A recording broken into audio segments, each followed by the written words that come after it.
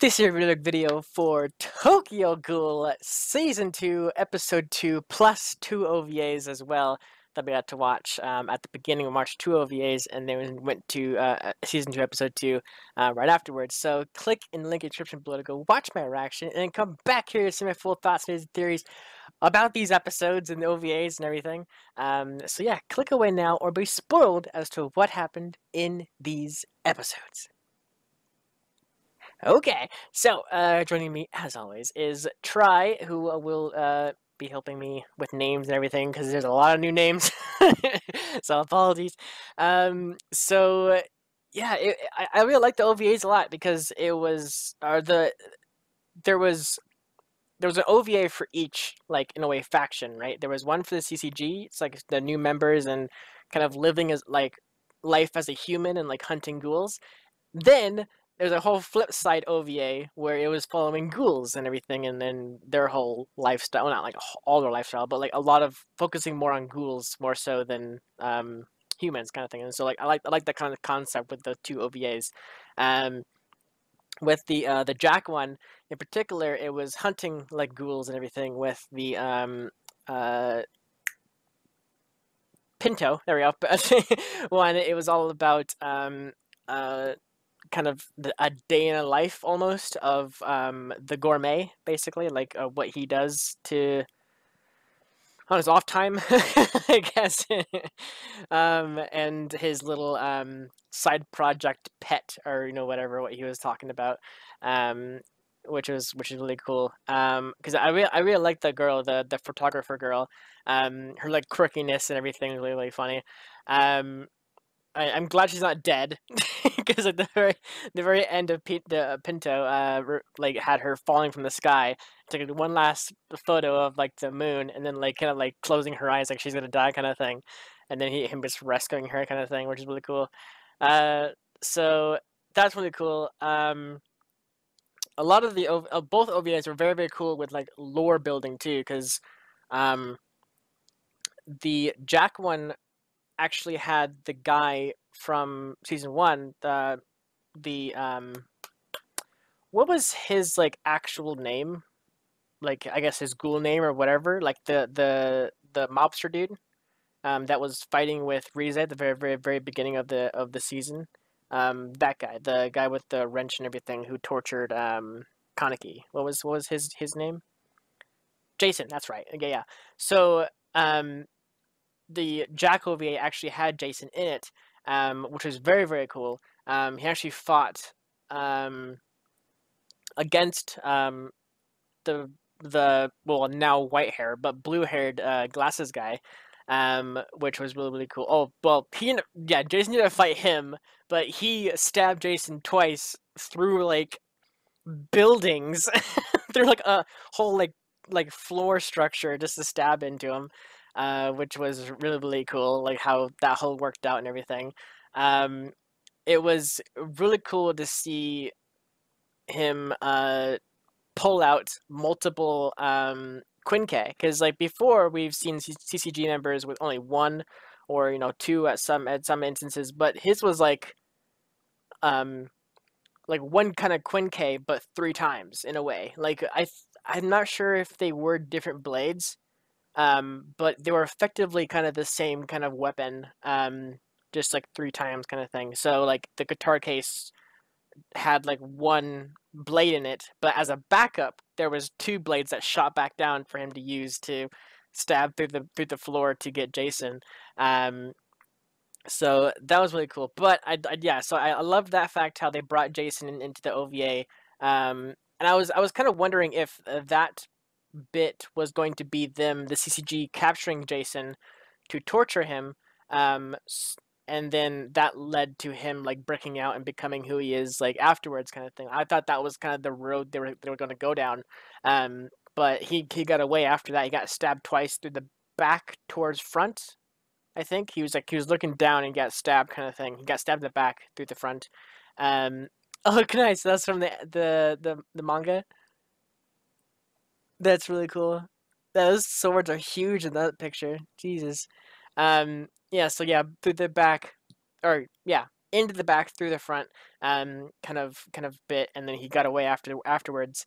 Actually, that panel actually shows him with his Kagune, um, being hit as well. I don't think we got to see, or I didn't pay attention if that was the case as well, or if it was just his body shot. But that's pretty interesting too. Anyways, yeah, so he limped away and got away after that. But I'm wondering how far he got before the CCG caught up to him, and captured him, or whatever. Was it ever revealed if it was the CCG that tortured him, or was it somebody else, like another Ghoul faction kind of thing, torturing him? What I believe it was CCG, right? It was who tortured Jason. I'm pretty sure it was the CCG. Someone in the CCG, yeah. They never actually said, but yeah. So I'm wondering how long he went before getting captured, kind of thing, because the flashback, well, that whole OVA was a flashback 14 years ago, so it's quite a long time to kind of be tortured, kind of thing. So within that 14 years, he was tortured and then let loose, and then he kind of, we saw him at the beginning of season 1, fighting with Rize and everything. The new CCG member girl, in episode 2, the daughter of the old man, basically. She's pretty interesting. I really like her. I said it in my reaction multiple times, but I hope she's not as ruthless as her dad was, because her dad was very brutal in his technique of, like, not communicating with the enemy. Akira, one of those. He was very brutal in his techniques and, like, how he dealt with ghouls and everything. So I hope she's not as, like, brutal and, like, just, he had, like, a good way of finding out who was ghouls, kind of thing. Like, he had that kind of technique to him that was really good. But, like, just like the brutalness of it, like using like the whole girl and their family and everything, using the dad's scent to lure out the child to come to him, kind of thing, like that kind of brutalness of it, like that kind of techniques. I do hope she doesn't gain that sort of brutalness from her dad, kind of thing.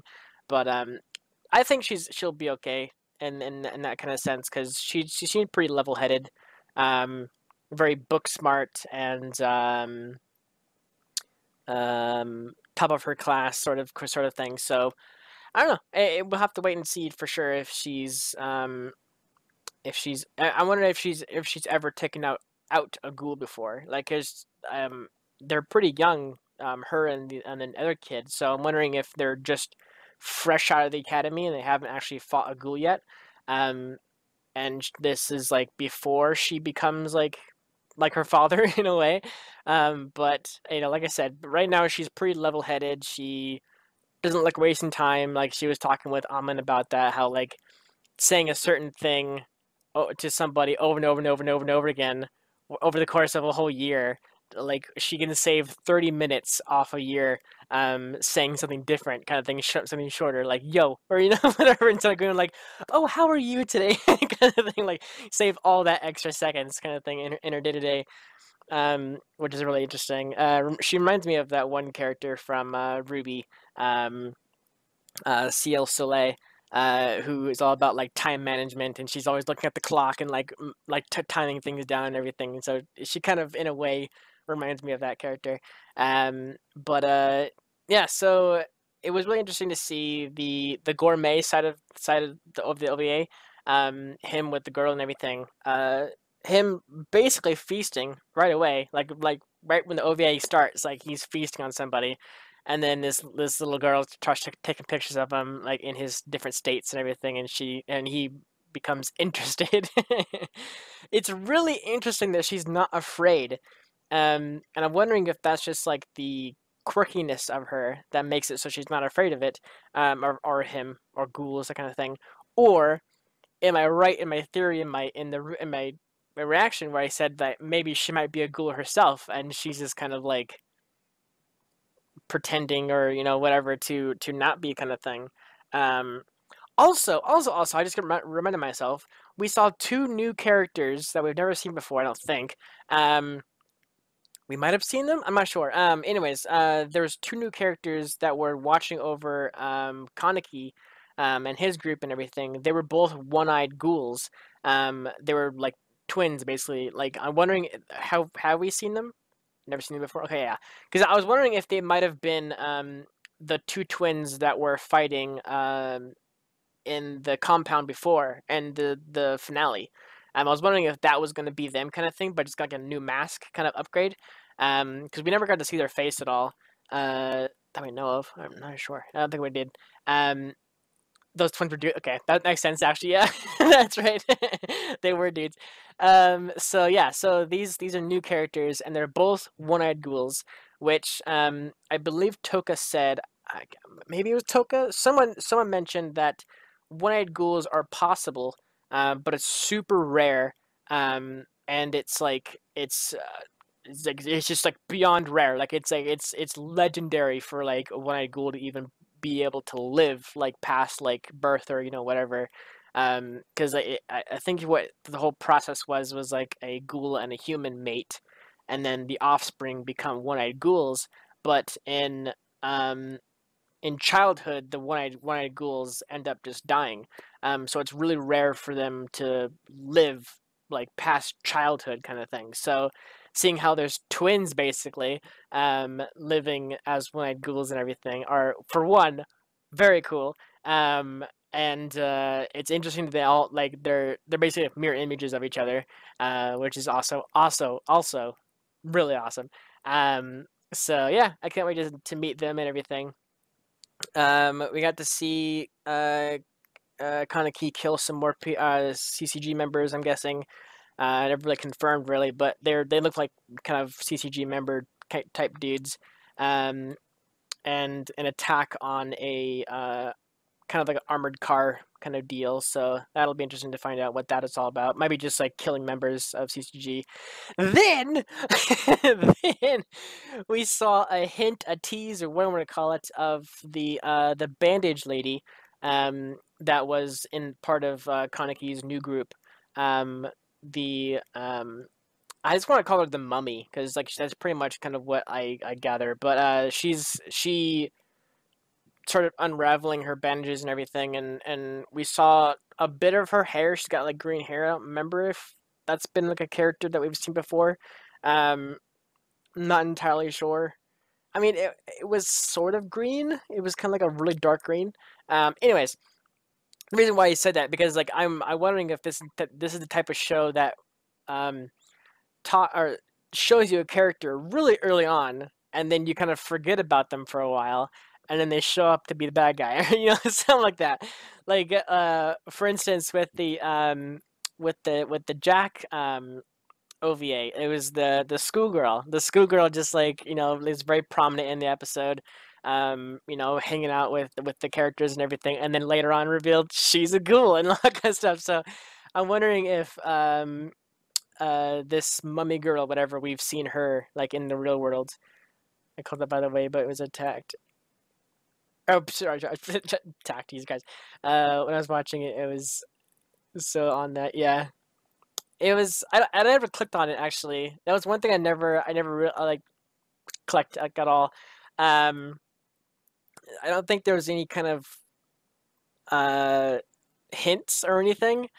Um, Other than I guess the when she was in her Jack costume or whatever, talking with Jason, she mentioned there were students kind of thing, like and I guess in a way Jack wouldn't know that, or maybe, I mean I don't know, it could, I don't know. But like knowing now, like that she was Jack, like it makes sense because there was moments where she was actually um she actually witnessed the delinquents like driving past in the bikes and everything, and then like a couple second or a couple minutes later or whatever, she's in her Jack outfit and she's like killing them kind of thing. um Stuff like that, like kind of popping up here and there. Like just small kind of nods to like if you're really paying attention, like kind of thing, and like questioning everything you're seeing, you'd click on it or like have some kind of inkling on or something like that. But I never did. So it was a surprise to me. I kind of I feel like I feel like I did say something about what if she's a ghoul, but then like immediately just kind of like shrugged it off, kind of thing. Like because I always say that to every character, like, what if they're a ghoul? And then like kind of thing. So that's sort of like I've been doing since the beginning, I guess. Um, but yeah, it was shocking that she was in fact a ghoul. Um, so one thing I kept saying too was when she was walking on, or when she and the blue haired guy was walking down the hallway. um she kept like, or not she, but yeah, so she kept talking and like walking kind of loudly and everything, and I kept saying that in the interaction. I was like, you're gonna like give away your position, like Jason's in there. Like he's in there. But then it was really revealed that she was like the enemy kind of thing. So that's interesting. I wonder how long he, if at all, that he knew she was a ghoul or not. um not sure. I don't know. But yeah, it makes me wonder even hardcore if the one photo girl from the second OVA with Gourmet, if she's a ghoul or not, and where is she? Like we haven't seen her at all in the actual episodes, so I'm wondering if that might be just a one-off thing, or are we gonna actually see her later on, or something? I'm not sure. Um, so yeah, is there anything else? I feel like we're missing quite a bit, but again, not sure. Wait to see what Try's gonna type. He's typing currently. So yeah, I'm super pumped to see what happens next. Well, that OVA was when the gourmet was in school. It's probably 5 or so many years ago. Okay. Yeah. I'm kind of thinking maybe she might be Toka's friend, but at the same time, I don't know, because their hair's kind of similar in color. Maybe. I don't know.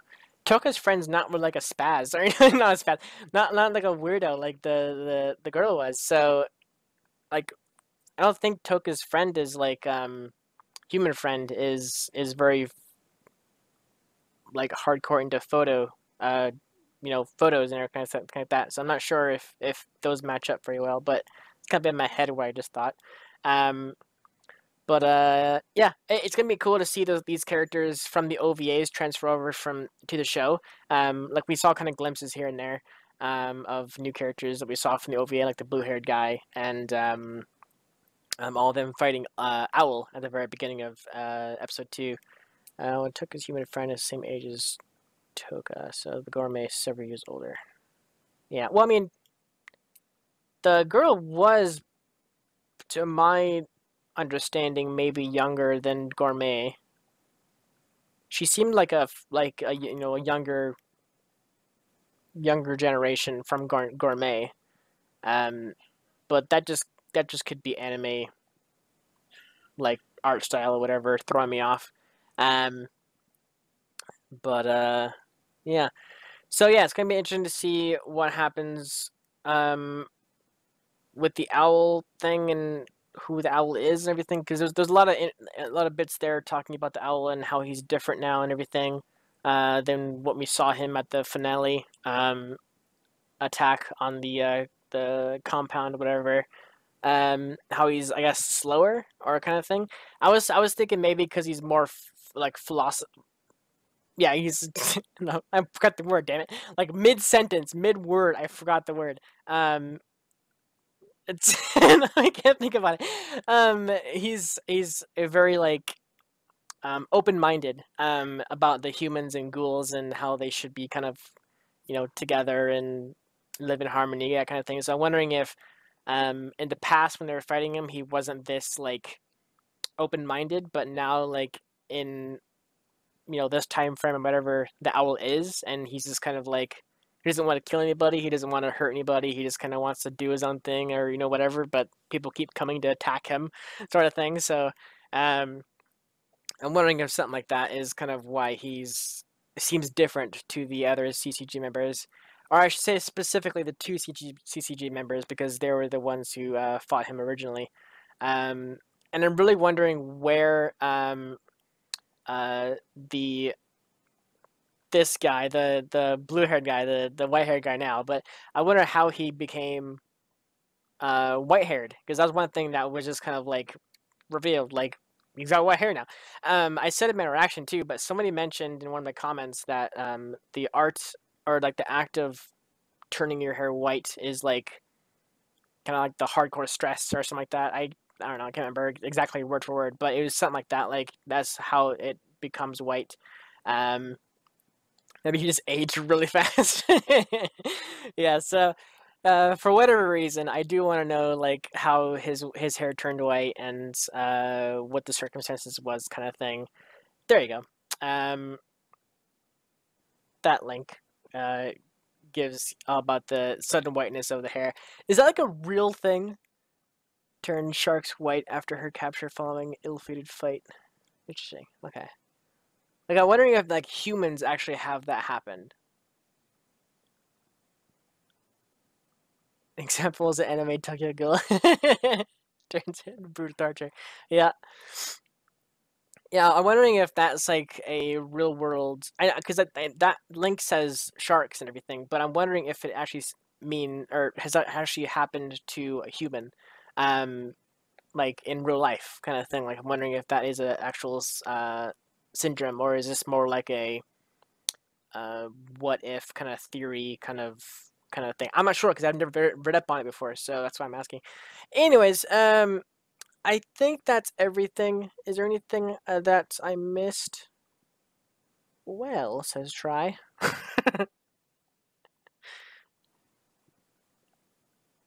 This happened in an anime you watched. What anime? I'm trying to think now. Is there any white-haired kids? Well, what's the anime title? Hunter x Hunter. Oh, I forgot. Anyways, yeah, I think I do vaguely remember that. I just don't remember the circumstances off the top of my head, because like I have Tokyo Ghoul on the mind. Anyways, so yeah, I think that's gonna be it. It was a cool group of episodes, cool OVAs. I call OVAs episodes, even though I know they're separate. But it was a cool episode and cool OVAs. There we go. So yeah, next week expect some more. Of course, three or more kind of thing. So yeah, thank you so much for watching, and I'll see you guys next week for some more Tokyo Ghoul. Take care, buddy.